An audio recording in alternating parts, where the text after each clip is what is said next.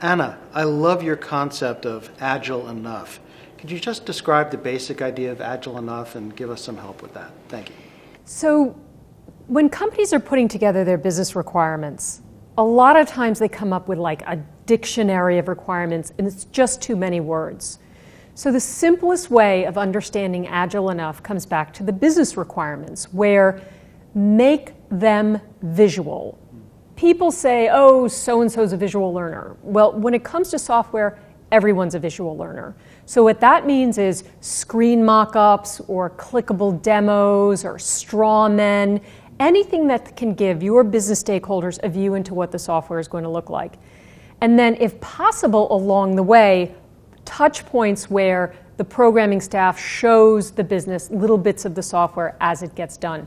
But typically the demo or the straw man at the beginning of the project gets everyone on the same page and gives people the sense that we're being agile enough, which really means giving business people visibility into what the software is ultimately going to be. That's a great idea, and I think it just makes it so much more easy for everyone to grasp a difficult process. And speaking of counterintuitive, it seems counterintuitive that off-the-shelf software would be more expensive than custom software. So can you briefly kind of explain why is that, and how can we get over our sense of counterintuitiveness? You know, I think that the first issue is, just as a software practitioner in the real world, I've encountered business after business where this has been true. And you're right, you do ask yourself the question, well, how is this possible when it just doesn't make any sense? You know, something is pre-built and then it's costing more than something I did from scratch. Well, it has to do, I think, with over-optimism in the sales cycle, where salespeople, which is their job, they portray the rosiest possible picture of the software and say, this is going to meet all your needs.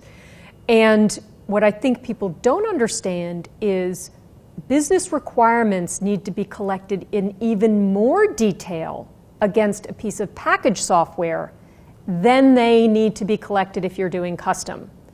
So what often happens is business people don't go deep enough into understanding exactly how they would need to configure this piece of software, and they're already way down the line in the investment when they discover, this isn't going to work, or it's not going to work without a costly customization.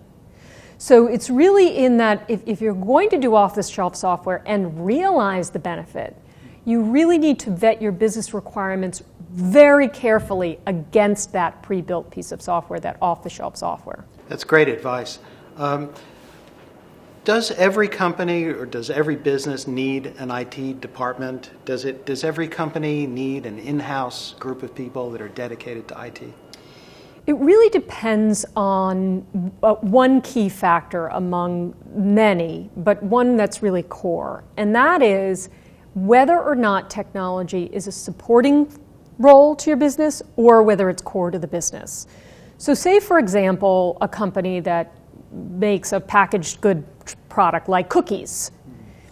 They sell cookies, they bake cookies, they have food innovation going on, for example, the better chocolate chip cookie.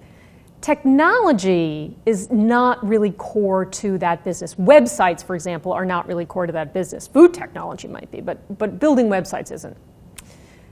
So you would say then that an outsourced or relationship with a consultant might be better in that scenario.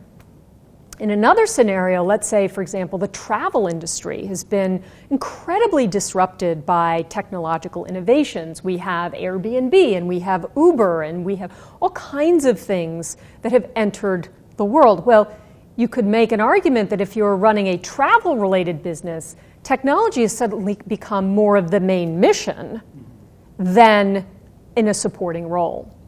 So in that case, you might really want all of your technology to be in-house because it then would become, intellectual property and your secret sauce of how you do things. That's a great answer, and it's kind of horses for courses. Good. Well, thank you. That's great. Thank you, Mike.